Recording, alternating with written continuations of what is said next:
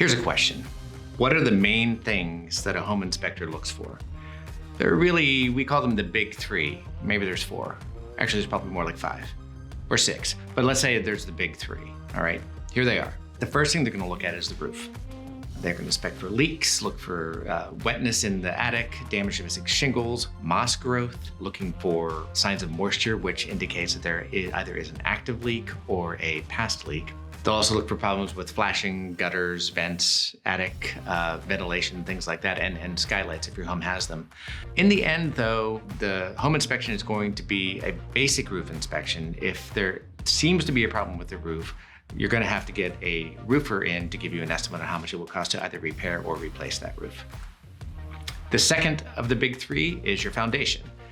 Any potential buyer is going to want the home to be able to stand the test of time, and that comes from a good foundation. So the inspector is going to check for cracks in the foundation, water penetration into the crawl space or basement. That's also very important.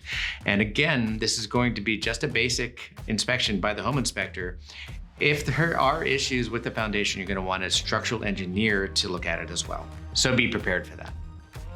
The third of the big 3 is HVAC, heating, ventilation, and air conditioning. The age of that system is going to really indicate whether or not it needs to be replaced or repaired typically. They're designed to last 15 years. However, I bought my house in 1999. It was built in 1986. In 1999, I was told that I would soon have to replace both of my heat pumps. Guess what? I still haven't done it. They've lasted 36 years so far, 37 years so far. So sometimes people will overstate the damage or the need to replace an HVAC system, and you have to really take into consideration whether or not it's actually operating well, operating efficiently, and doing its job. The key point in evaluating the system is the temperature differential, the ambient temperature outside versus the temperature that the HVAC system is putting out. So if it's hot outside, if it's 86 degrees outside, you want the inside air to be 72. If it can't get to 72, then you've got a problem. Then you might have to replace it. Same thing in the winter. If it's 35 degrees outside, you want the inside temperature to be about 72. If it can't get to 72 degrees, then there's a problem. That's how you know there's a real problem with the HVAC system. Now, in addition to the big 3, there are a few other things, depending on the age of your home, that you're going to want to have inspected.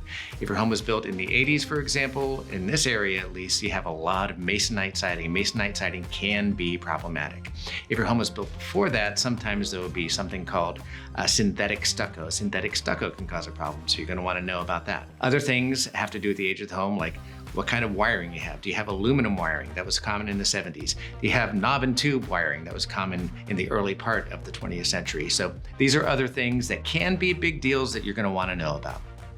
One other thing I forgot to mention is polybutylene piping. You're going to want to know whether you have polybutylene piping in your home, which was very, very common in this area in the 80s and early 90s. So that's something that you're going to want to know too. I'm Bill Stevenson from Spotlight Realty. Contact me if you have any other questions.